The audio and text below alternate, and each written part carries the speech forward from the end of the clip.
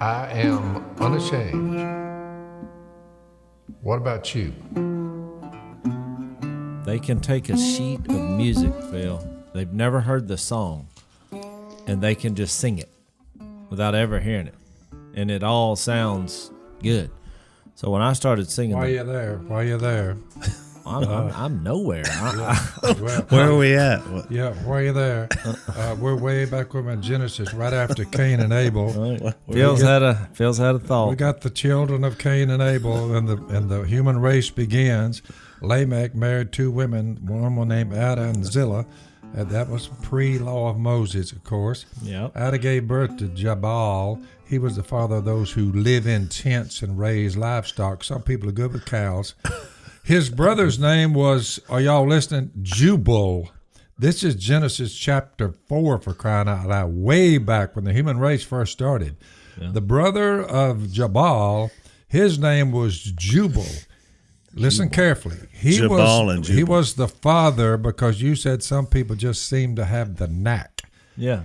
Jubal, he was the father of all, everybody coming from the human race, who play the harp and flute. Really? You say, so some individuals we've noticed, you say, it just seems like they were born with the gift, like Jase is talking about, singing, making music. Well, here's a verse way back over there that says, God made some people who are good. They are musically inclined. It's in their DNA, according to that text. It's actually a valid point. That's whether a great point. People believe in God or not, why are we always moved by music?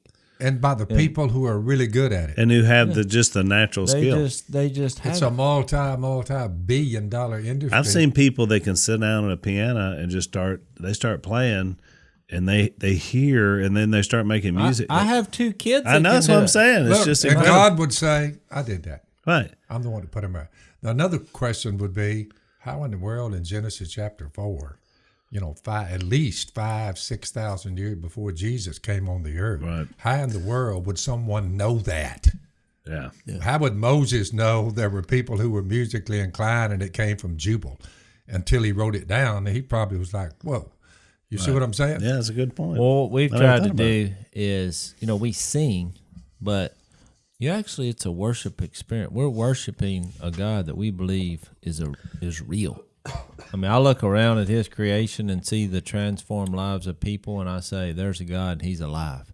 You remember that song? We had old songbook 728B. I remember when he said that, I'd think, okay, there is a God. He is alive. He is alive. What I was going to say is when we practice, so because I'm there, I kind of give dissertations about worship experience from a biblical view. Then my wife, I hand it over. We're a team, think Priscilla and Aquila, I guess. And then she deals with anything technical about singing, but it's not just singing. We're worshiping God, and we're trying to lead the congregation. So we have a little posse that we practice. But they were singing this song. We were all going to get up there and sing. And it was a four-part harmony. So I know I'm a bass. Well, just from being in there, I started trying to get by the basses, and sing. But I noticed every time I'd get off, they would get real close to me and be loud, okay, that means they're listen to me. The reason I gave you the Genesis 4 text was to remind the people that you're no Jew. Our background, some in our background have suggested that stringed instruments are not allowed worshiping God, and I just read a text that says Jubal was the father of all the ones of stringed instruments. You take that and you say, and once the John the Revelator saw a vision, and he looked up and he saw the 24 elders, and all of them had a harp in their hand, which is a stringed instruments. And I think that's Revelation 5. And it was given to them by God, and I'm like, it's in. I said, I've never read where stringed instruments were sinful, so I'm just looking at it saying God made people who are good at it, but don't ever make the mistake of playing them in front of me. That's what I'm not buying it. Some of these people attach it to the actual building, which Acts 17 says God does not live in buildings built by hands. So they're like, look, you can go down the road and listen to it and sing with it, but once you go into the building, then all of a sudden something I wouldn't say magical. That's a man-made regulation. Man-made regulation. And just Sorry. for our listeners, we come out of a acapella heritage, so that's why I love acapella we've music. discussed this ad nauseum for most of our lives. So that's if you don't come out of our heritage, you're like, what are they talking? You know about? what got me on it is 1 Thessalonians 4. When Jesus comes back, it said God will blow a trumpet. Well, if that's when we're going, and He breaks out a trumpet. If somebody wants to break out a guitar and sing praises to God, I'm like, This is a loud, big-time trumpet here. oh, I'm telling you. Can you Worldwide trumpet. You'll remember. Cosmos, wow. You'll remember this conversation when you hear the trumpet. Yeah. But I'll give you, it's duck season. The ducks have not come down here today. We got 2 mallard drakes, but it's not about the quantity; it's the quality, because they were 2 of the prettiest You're correct. things I've ever seen. These 2 mallards, they were singles, but they came about an hour apart. I mean, you could tell they came from way up north, coming high. They see our little There were dots. spread, yeah, Dots in the sky. and their wings locked. The hair stood up on the back of my neck. We start calling lightly. Phil was doing most of the calling. We was hitting them on the corners, and they literally just came down into the spread. It was like you're so excited to shoot him, and then when you get up, you realize there's no chance he can get out of here. But is this true that single drakes? Because a lot of times they will just come right into your duck hole. So is it kind of like duckharmony.com? Like they're single, they're looking, they don't have their mate. It's right. like me. A duck call is Because actually a group of ducks don't usually respond as well as that single drake. Is it because he's looking for the hen? He's looking for the hen. Because I'm thinking it's duckmingle.com. It will turn from where it is now. A lot of duck hunters don't realize that they're in the one of the best groups, hot holes they've ever been on up through Arkansas and on up in some great spots up there. We're on a spot that's not that great, but there are enough ducks that come down that it's a good spot, but it's not a great one. So I could hunt great spots every day if I wanted to. So see, but we this just is, chose to just have see, a great What's time. close to the It's house. like one of our hunting parties said yesterday, because this has been, I would say, the worst first split of a duck season ever, I do believe, numbers-wise. Last year was about the same. Yeah. Well, it did a little bit early. We were high coming water. off the worst duck season in 20 So years. one of our hunting party yesterday, your son-in-law, said, you know what I've realized? Because what we had 10, no, I think it was 7 scalp, which we call them blackjacks, and they're pretty far down the table fare. They came in. I mean, it sounded like an aircraft carrier was crashing in our decoys. Well, I assumed everybody heard that because it was just and then splash, splash, splash. So I stood up and I see 3 of them in the decoys. So I started counting 1, 2, and everybody knows in the blind that means We're fixing to shoot. I'm fixed to shoot at 3.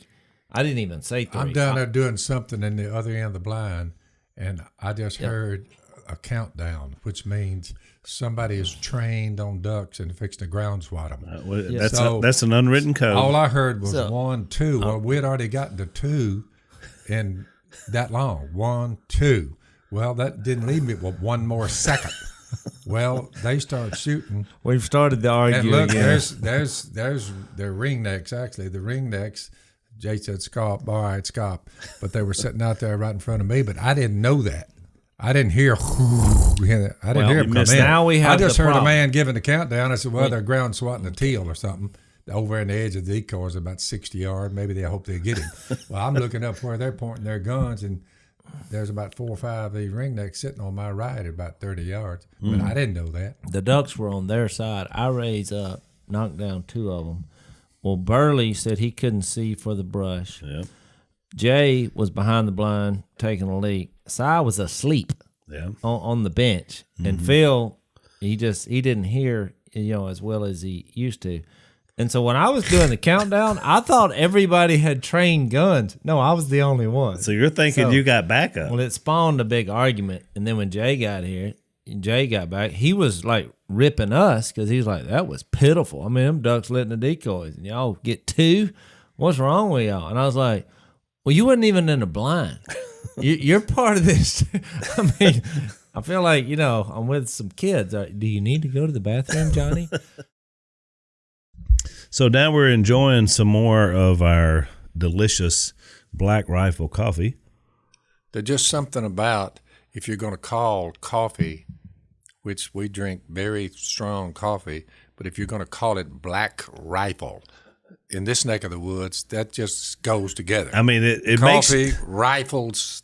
It makes you want to drink it, right? Coffees and guns. That's exactly right. Well, that's these guys. That's their story. These guys are veterans out in Colorado. They've come up with this small batch coffee, which is really, really good.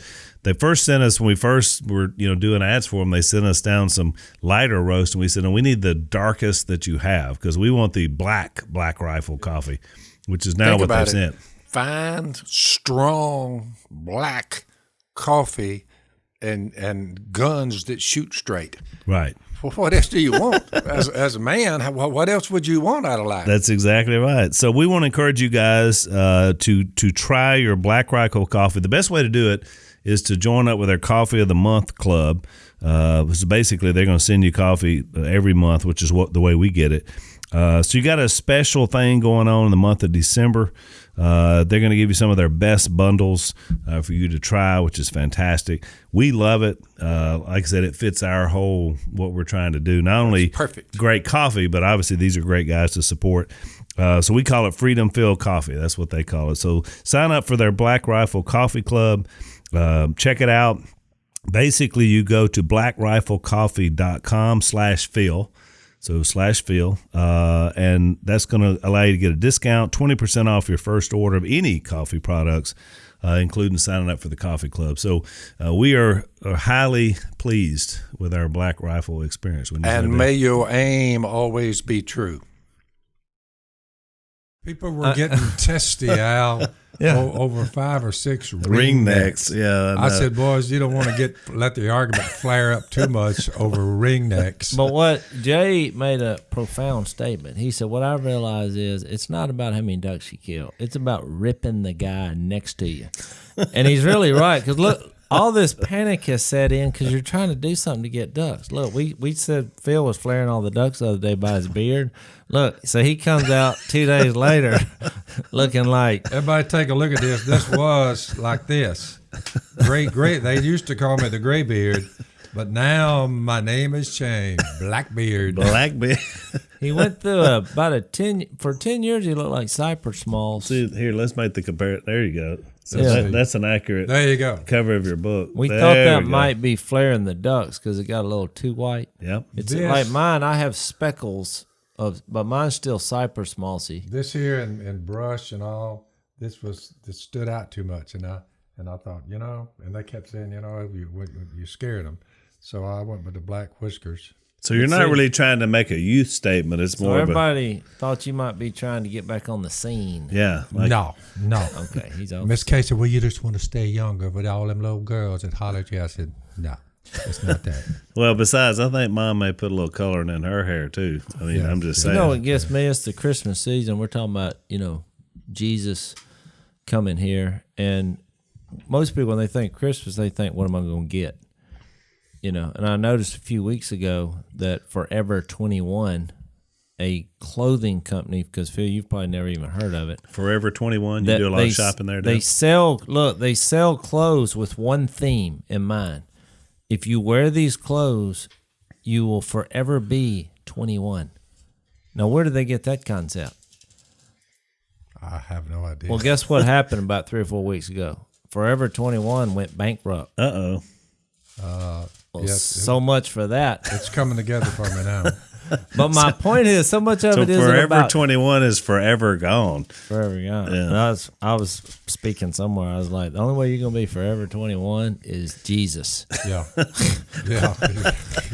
You better. Well, this is truly dyeing the old whiskers dark, so the ducks can't see you. That is precisely why I did that. That's right. Your ducks they're pretty slick.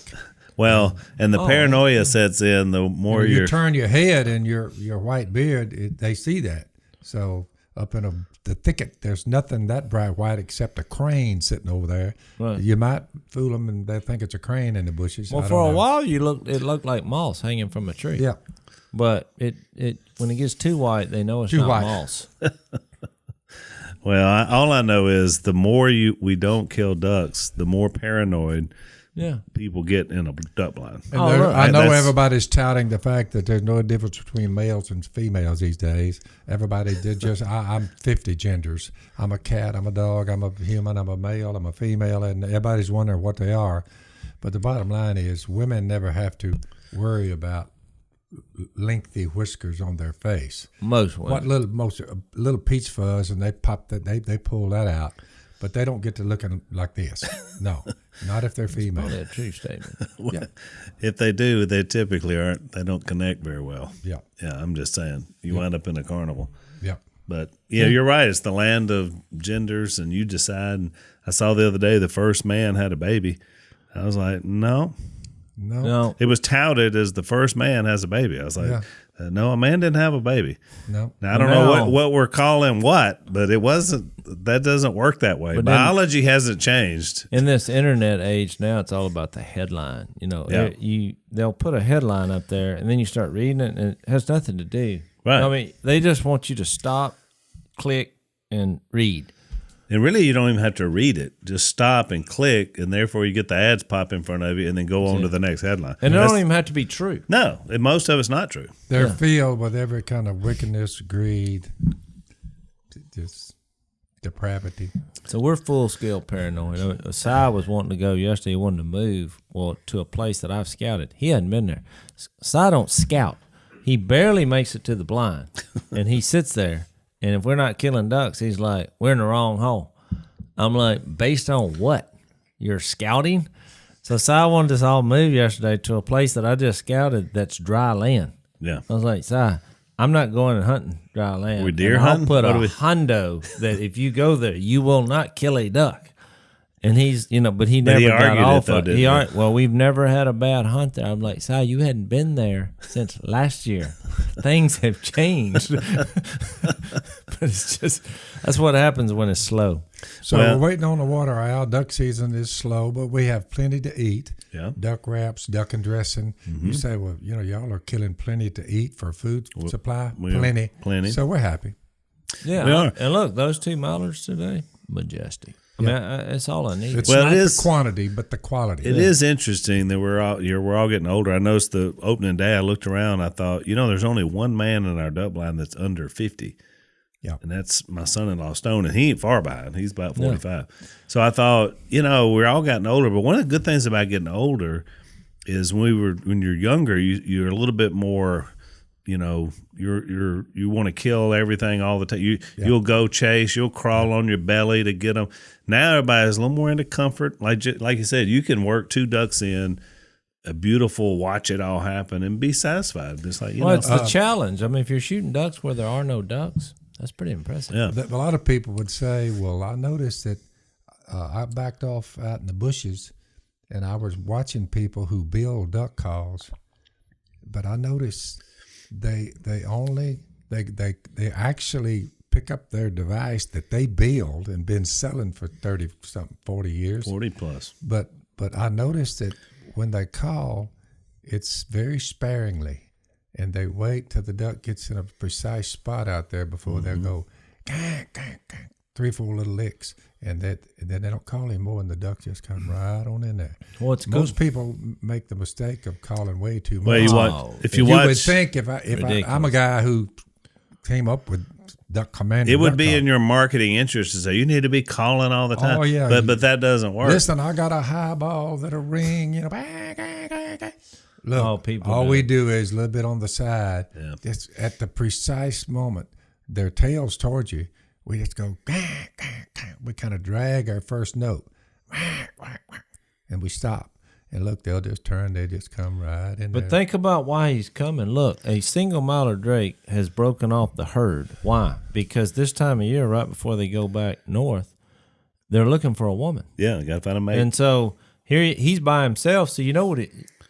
99% of the time, that's what he's doing. Right. Why is he by himself?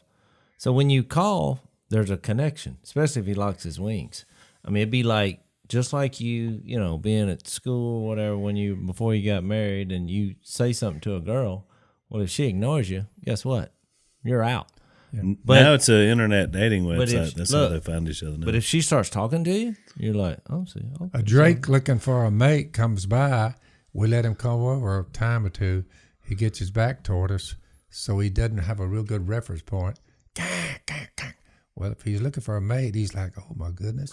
She called because she saw him. I hit the jackpot. He's like, oh, she noticed me.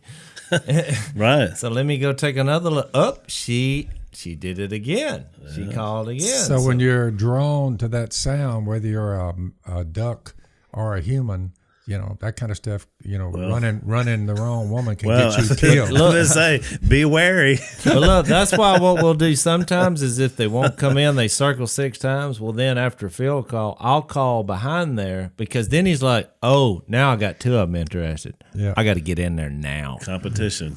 Yeah. Same thing as humans. There you go. Of course, there's a lot of them who look down them old mallards. They think something ain't right about that setup. I think I see something moving in the brush over there. Well, that's the same thing with human beings. Oh, yeah. Oh, that's right. You got a couple women talking to you late at night. Something not right about it. I'm not sure that Sexy Lexi is who I think she is. Right. Maybe there's some old guy a lot of them in the flare basement. Up in there and they take off the other way, and you're like, wait a minute, who moved? What happened?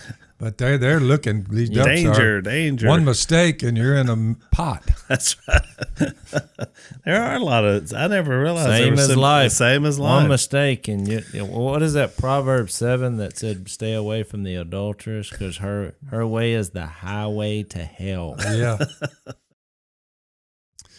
All right, so Dad, this is the Quip toothbrush. I tried that last night. Yeah, so tell us what your experience. This is brand new. This is hot off the presses. Dad tried his first electric toothbrush. I'm 73 years old, and I had never owned an electric toothbrush. Never tried one, but on a whim, I said, you know what? This thing, that might work pretty good. So I said, I'd like to have one of those. So I ordered one, and I tried it out last night. I would say, as far as toothbrushes go, I don't know how in the world you'd ever beat that thing. I mean, that will brush your teeth. Basically, what happens is these guys have figured out that the electric toothbrush can do a lot more than you can just working in that same area. No doubt about it. So you're getting a lot more coverage, you're getting a lot deeper, and get a lot of the stuff out of there. And I'd say, Dad, with you, that's probably a good thing. Oh, it's a very good thing. Yeah, I tried it last night. I said, Miss Kay said, what's that what is this came in this bag? I said, that's my new toothbrush. Don't be messing with that. So Dad is a happy and pleased customer no doubt about it. With the Quip toothbrush. And so look, it's Christmas season. It's great to be able to get for somebody to give them a shot, maybe try it out. It's a great gift. It's a practical gift. Everybody needs a toothbrush. Why not get an electric one that works? The sonic vibrations, it's got a little timer in it that's every 30 seconds. Basically, it lets you know. Could you feel the little shift in there when it's time to? I thought it was just getting another gear or doing something. Basically, so you thought you were ramping up as you went along? I thought it was ramping up. I said, I was just, I never tried one. I should have probably explained there was a certain pauses in there. I'm thinking, well, that's all. Well, that meant working on a different part of your. Might have been. It's just the idea is 30 seconds you work on the outside. You have to. I was just getting used to it's already moving. That's right. You were trying to move it at the same time. For 73 years, if you're doing this, you tend to want to do this instead of saying, wait a minute. This thing's already doing that. I just need to hold on to it. Well, here's the beauty of it, Dad. So now that you've started, use it every day. They're basically going to deliver by mail. You get some new brush heads, some new floss, and toothpaste. Got a little floss that comes out of it. Yeah. I haven't tried that yet. Right. Well, there you go. Flossing is next for Phil. There's no telling what's going to happen when he finally gets all the discoveries. They'll send it to you every 3 months. That way you keep some fresh stuff going along. 3 million customers so far. So obviously it works. So think about it for the Christmas season or trying it yourself. GetQuip.com/Robertson. GetQuip.com/Robertson. It's going to save you on your gift sets. On your first, you get a first refill for free if you use that /Robertson. So check it out. GetQuip.com/Robertson. Join Phil for the first time in 73 years. I hereby officially endorse that particular product. There you That'll go. work. Check it out. Quip. That's Proverbs 7. Her slain are a mighty throng. Yeah, It's all I noticed in Ecclesiastes. It's talking about women who seduce men, but these days in America, it's always the men who are after the women. I haven't heard anyone say that women ever make the mistake of seducing men. Not once have I heard that. You reckon that's ever happened? A woman seduced a man and brought him down? I think it's a good possibility. I've had a few women come up and make some gestures, Yeah. Oh, you were being sarcastic. Okay. All right, where are we today, Al? Well, I guess this is a perfect segue because we're talking about why we need Jesus, which is perfect for the end of that discussion. But we talked about last time the idea that as we were looking from the Old Testament forward, that Jesus was predicted. And yet all these prophecies. I wonder what is the number on the prophecies? Oh, it's hundreds of prophecies, and a prophecy was in time, real time as to whatever was going on in the Old Testament. But then we would see them pointing forward. You get these little glimpses. So I could see where people would miss it in their day, but we have the hindsight of being able to look back. And one of those we talked about was that out of all the kings that were there was just a handful of them that actually had a heart for God. One of them was David. And God told him something interesting in 2 Samuel 7:16. He said, your house, talking about David, and your kingdom will endure forever before me. Your throne will be established forever. So he was and you can imagine David's hearing this coming from God. And this is at the end, He's hearing this and he's thinking, I'm sure he's thinking physical, but it's just going to go. Sure. But, of course, what God was relaying was something that would happen through his lineage, which would be Christ. Well, and if I just happened to be there in Luke 1 when Mary had this conversation with the angel, I think it's Luke 1:29. Mary was greatly troubled at his words, the angel, because it said, the angel said, greetings, you have found favor with the Lord. And you have an angel tell you that. She's like, uh-oh. But the angel said to her, do not be afraid, Mary, you have found favor with God. You will be with child and give birth to a son, and you are to give him the name Jesus. He will be great and will be called the Son of the Most High. The Lord God will give him the throne of his father David, which was the prophecy. Yep, right. And then it says, and he will reign over the house of Jacob forever. And then it says his kingdom will never end, which is what we brought up in a previous podcast about this prediction Daniel of the kingdom. 2. Yeah. Well, here's the king, here's the kingdom, here's from the line of David, which would have been a fulfillment of a lot of prophecies. Well, in two different gospels deals with the lineage coming, all the way down the pike. And it's interesting because the one in Matthew 1, you follow it down, the lineage, and you see it comes to Joseph, who was the earthly father of Jesus, but wasn't engaged in him. He wasn't physically, biologically his father because she was a virgin, right? And yet God still made sure that lineage went through David. So you go back and you look over in Luke 3, and there's another lineage there. A lot of the same names you recognize, but guess what? When it gets to David, it forks, and it's a different son, but then it goes all the way to Mary. So God was making sure we all knew that this lineage was going to come through David, and it was two different sons. They fork off there, but it still winds up with Mary and Joseph, which is really interesting that God we tracked just it all the way from Genesis to about 500 or 600 BC, and then you just have to go with kind of secular history right from there on into when Jesus actually showed up. But the lineage is there, the seed line. Do you know what I found interesting, too? I was reading this morning before we got Matt up here. Owens and I looked at that. But it wasn't that just God just said, okay, I'm going to come through a virgin. It was like other circumstances around. You had Zechariah and Elizabeth, mm-hmm. who he prepared the way that he is the author of the womb, because here was Elizabeth who couldn't have kids. And all of a sudden, it's like... she and Mary are related. They're cousins, yeah. And I think he did that, which would produce John the Baptist, as a way to realize, okay, because it's so unbelievable to believe, especially if you're a virgin. I mean, what? It's like almost impossible. So That's why people who don't believe in God scoff at it. All right. It's too outlandish for them to say. But if you read the story, it's really inspiring because that happens right before, because John the Baptist prepared the way. Well, he came here uniquely too, from a barren woman, which is what didn't seem possible. And what I always found funny about the story is Zechariah, since he didn't believe it was going to happen, he has an encounter with God. He was a priest, yeah.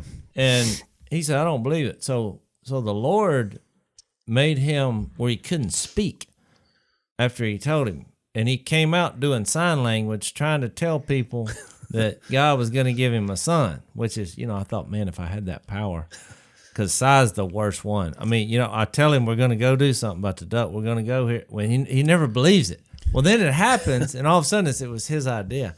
But I thought, you know what I really need in that situation is that. I just don't want to hear anything he has to say if you could just until he silence sees it. Because then he saw it, and it said his tongue was loosed. And then he was able to say, okay, I was wrong. I hope that was the first thing he said. But when I read that, it meant a lot more to think, it kind of makes sense that the one that prepared the way came in a way where Mary could say, okay, this is doable. I mean, I know it sounds crazy. And you brought up that impossible. In that section, one of my favorite verses is Luke 1:37. Right after he said, this has happened, he'll be the son, a great one from the Most High.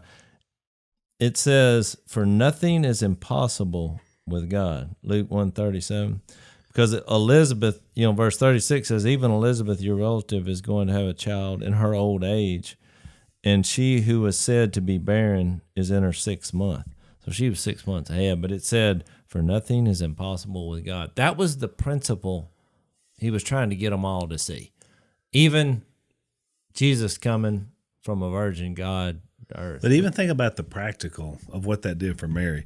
We talked about this last time. She's like a lot of young women today, except that the way she got pregnant was different. And she knew that, and her husband knew that, Joseph, her betrothed, but nobody else knew that. So she had that pressure, as her belly begins to grow, everybody's looking at her like, And Joseph is hedging a little bit. He's too. hedging, and somebody's like, yeah, give me the virgin birth thing. So she doesn't have anywhere to go where anybody can, will say anything other than, we heard the story, except for Elizabeth. So she packs up, like a lot of young women do when they're in trouble, because, they're ashamed. And she goes off to find somebody to talk to. It just so happens that it's the person who God has wrought his own miracle for her to become pregnant. And you remember when she walks in and she first sees Elizabeth. What were they, about 6 months apart? 6 months apart in terms of John the being Baptist, pregnant. then Jesus. So and he was the forerunner. So remember what she said when she comes and first speaks to Elizabeth? She said, the baby in my womb just leapt for joy. Yeah. When you mention about what happened. I've always liked that was incredible. Because there's a group of people in our world who don't believe their babies if they're inside their mother's womb, But he even knew at that moment because it was God's providence, but somehow the presence of Jesus impacted John the Baptist in the womb. That therefore encouraged the moms. It's that's a powerful It's a moment, super powerful because moment. really it comes down to whether you're in the womb or outside of it. It comes down to where is the baby coming from. That is the question. Well, Lisa and I do a lot of work on behalf of the pro-life movement in the country. And part of the reason why is because Lisa had an abortion when she was 16. Because she was faced with, it wasn't my child, but it was in between us dating. But she was forced into that thought process because the world says it's not really a baby. And her own parents believed the lie and said, you know what, it's better for you to just go, it's not really a baby anyway, it's just a blob of tissue. And so she went and aborted her baby, something that she's regretted for the last almost now 40 years.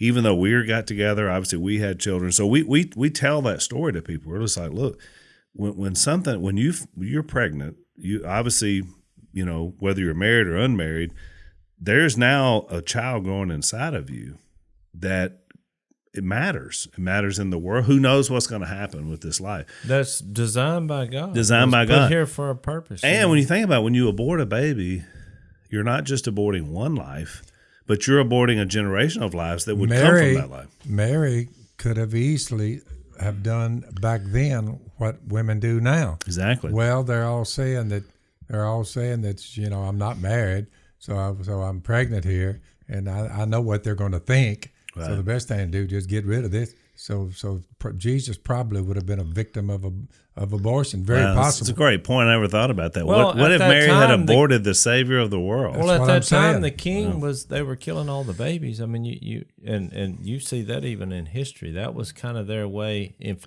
any prophecy, they've been killing babies for a long time. Well, they'd get wind of a prophecy. These kings. Well, they start killing all the babies. It happened with Moses, remember? Yeah. Yep. Because they were fearful of the Hebrews, so they told the midwives, you kill the boys and let the girls live. Well, I couldn't remember this in Jesus' story. Was it before they were born or after? It was after. Yeah. It was up to 2 years old because he got the prophecy later. You remember the Magi stopped and visited King Herod on their way to find Jesus. Mm-hmm. So when they shared with him what they were doing, all of a sudden he starts getting nervous. He's like, wait a minute. The king, again, he's thinking physical kingdom. He's thinking somebody is thinking competition. That is true. As much as we're negative about our world, I mean, we got the ruler of their kingdom in that day saying, let's go kill all 2-year-old babies. Yeah. And it happened. I mean, after that, he thought, well, all right, so once it happened, then he thought, wait a minute, I trace this back. It's been within the last 2 years when those guys were here. So let's just kill every 2-year-old male in Israel. And the edict went down. How many, and there's a verse that says the weeping and the crying reached the Father. I think it's in, where was it? Oh, it's in Hosea 11:1, Jeremiah 31. Those are the prophecies. And then you get to Matthew 2, and it tells the story. I'm sitting here talking to you two boys, my sons, and y'all, we begat myself and your mother, and I'm just thinking, what if we had just said, no, let's kill them? We wouldn't be having this conversation right now. Right. I mean, you just think about what a loss that would have been. Well, that's part of our story, Dad. When Mom is with us, Lisa made a decision at 16. Mom was 16 when she got pregnant with me. And so even though you and her probably never talked about that, it's somewhere in the mind that's always an option, even 10 years before Roe v. Wade. Yep. But she never came up with that's what she said. She said, the way she was raised, she knew that even if you said, you know what, that's too much pressure for me because you had just signed to play at Tech. She said I would have just lived with my grandmother and I'd have just raised you, on my own if Phil would have said no. Yeah, that never came So that was her mindset. But I mean, so people need to know that. I would have said, "Are you nuts?" Yeah, it was. You were raised differently. Yeah. That was murder. I thought about Tim Tebow. I think their situation was a medical condition where they recommended that she abort her baby, Tim Tebow's mom, and she's like, you know what? No. I mean, I'm praying. I'm going with the power of God. I'm just not doing it. Well, and guess who came out? Tim Tebow. That's right. I mean, anybody who knows him, he's one of the most inspirational, positive people that helps so many people that can't help themselves. It's incredible. So God did all this to get Jesus here. And it's interesting because the Bible in Luke 1 and 2 and Matthew 1 and 2, 3, you see where all this kind of lays out. There was a lot of miraculous things that happened to get him here. Then he gets here, and really the Bible just kind of goes dark about Jesus' growing up for 30 years.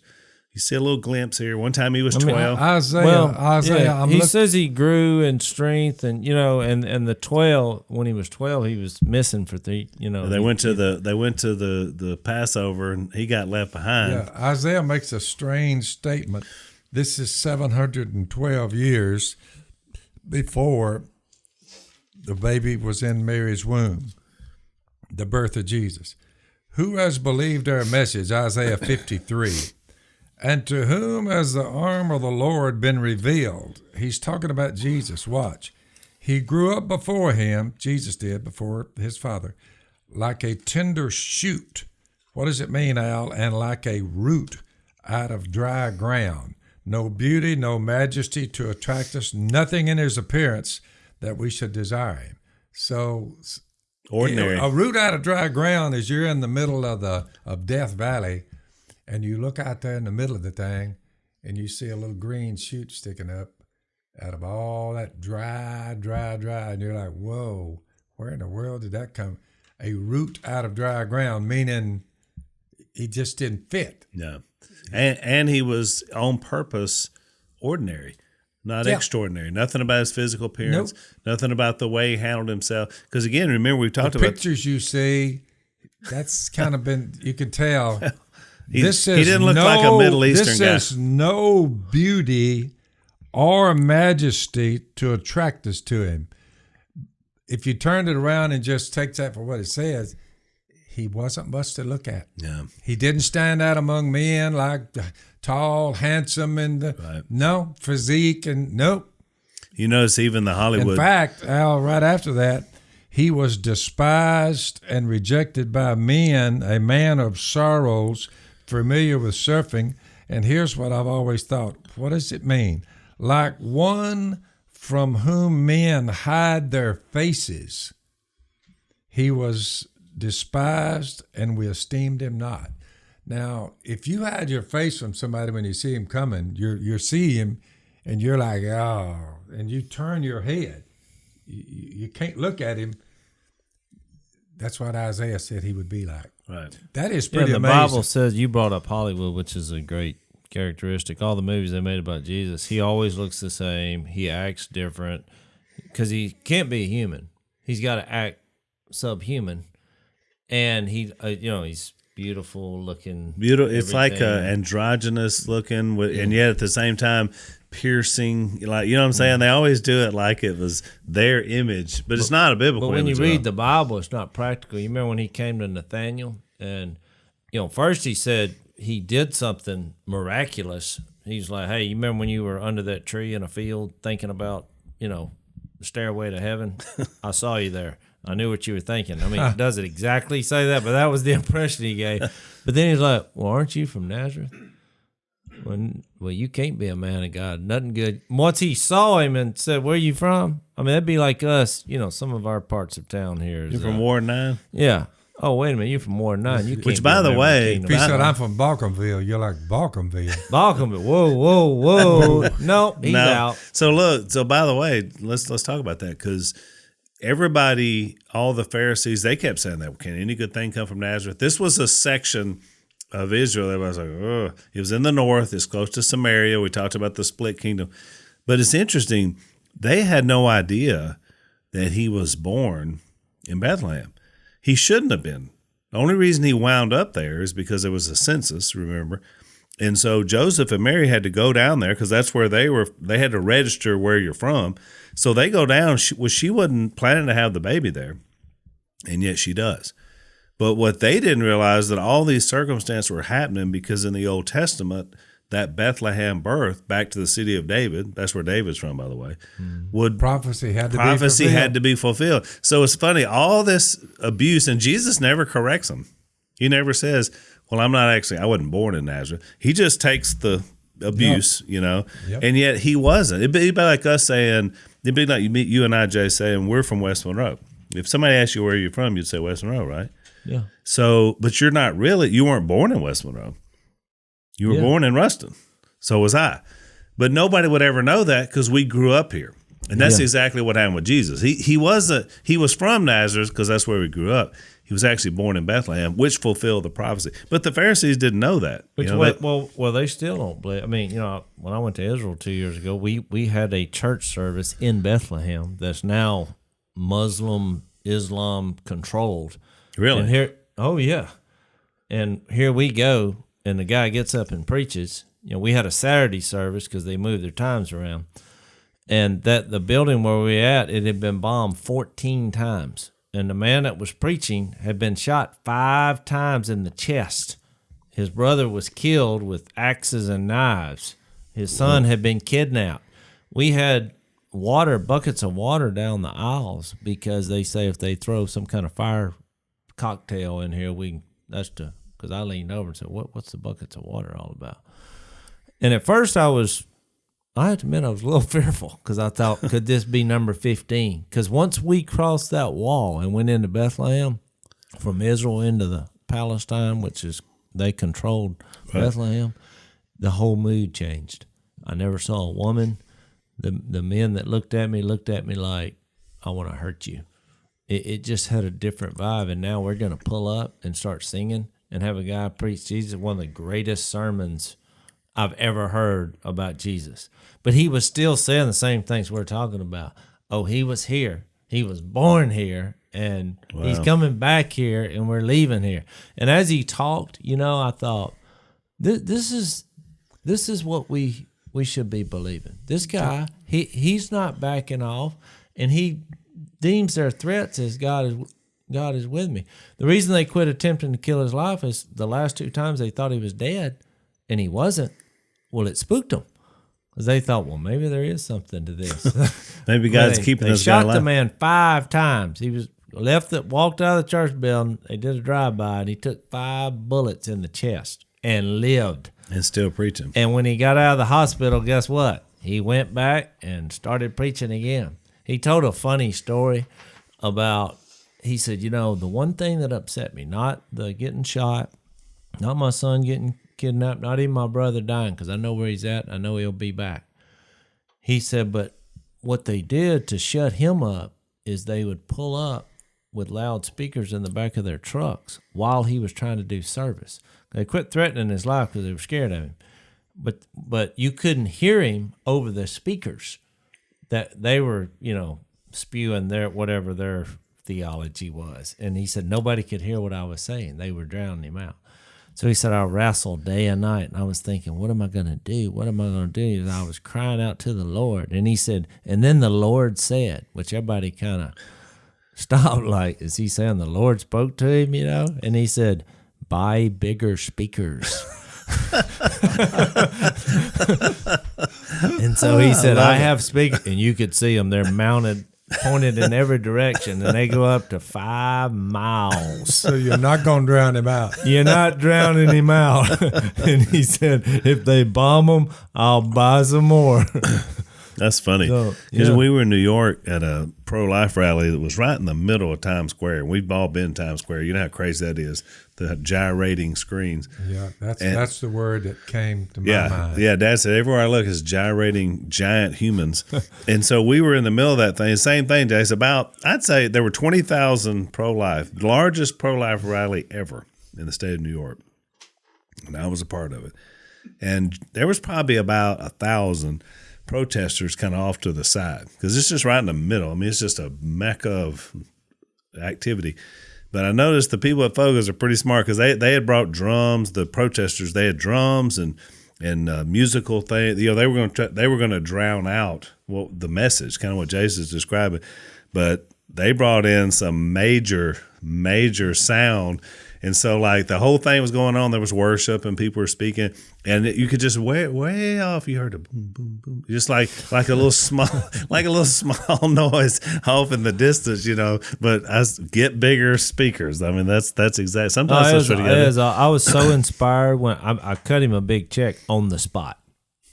Because I said, I'll support that. I mean, this guy's risking his life every day. Oh, I'm telling you. He said, I said, well, how many members do you have here? And he said, about 300, but they come, we never do anything at the same time. But, they rotate the schedule because they don't want to get them all hemmed up in one place. And they'll just, you don't get complacent. Well, they don't want to get bombed while they're all together at one time. So, and he said, everyone's real poor at our church. And he said, it's not what you think. He said, because they've been blackballed from this community. You can't get a job because they believe in Jesus. So not only are they going to persecute you, if you follow Jesus in that country, in that region, in Bethlehem, modern day Bethlehem, nobody's going to hire you. So they just try to get you're talking about persecution. You wake up every morning, somebody's trying to kill you, and they don't want to give you any money. But he said, I feel like this is my place. I was like, well, you're at the cutting edge of spiritual warfare here. Oh. And when I got back, it made me feel a lot more bold because around here, somebody might insult you Well, but that's about as far as it goes, you know. That's what I'm saying. I mean, social media insults, really. When you think about it in terms of persecution, that's what we'll say. Well, they're speaking bad about me compared to that guy. I pay no matter. I mean, that's just flowing off. If I pay no attention to it. No, but you know what? I'm gonna say this. You know, we've kind of referenced Luke 1, Luke 2, and Luke 3, and you see all these miracles that happen, you know, barren women having children, virgin woman having Jesus. But in all those situations, it became about Jesus, who he was, than how it all happened. And I think that's an important point. It's like even with that guy in Bethlehem, a lot of things that have happened to him seems borderline miraculous. He don't talk about that. I mean, he didn't talk. I found out later he'd been shot 5 times and had been. He didn't tell you that. He didn't tell me that. He got up there and said, "I want to introduce someone to you." And he knew we were kind of a church group. Most of us were church people, but he acted like we had never been introduced to Jesus. And I think that's the same concept. It's like that one little phrase that I read in Luke 1 when it said, "Well, nothing's impossible for you," because you have the miracle worker. This is the creator. It's not just a good fella. It's not just someone's going to help you out. He's a miracle worker. That's not a problem. And so that's why I think you can justify all these guys living and then dying violent deaths, because really it's not really a problem. You know, and it wasn't a problem. It's like we talked about the Bethlehem preacher. It's like we talked about last time. Peter, who we used for our example, he went from a guy that was just focused on what he thought he should get to a guy who just would do anything for Christ. And that's what you saw at the end of his life, which is powerful. So obviously the reason we've been talking about this is we're in the Christmas season, as they say, but it's important to remember what's most important about what we're talking about. And the birth of Jesus, really, it's fascinating, as we talked about today, but it's really only fascinating that it leads to the life of Jesus, the death of Jesus, and the resurrection of Jesus, and obviously everything that goes along with that. So next time we'll flesh that out a little bit more and kind of get into why he came, and also, more importantly, I think for us, is he coming back? Because that's what we're all looking forward to. So appreciate you guys, as always. Merry Christmas to all of you. Remember what's most important about the Christmas season. We are so glad you're watching and listening to the Unashamed podcast. Be sure to like us on Facebook, subscribe on YouTube and iTunes. That's going to keep you up to date with all the new episodes, and it's also going to let other people find out about our podcast. So keep spreading the word and watching and listening to Unashamed with Phil Robertson.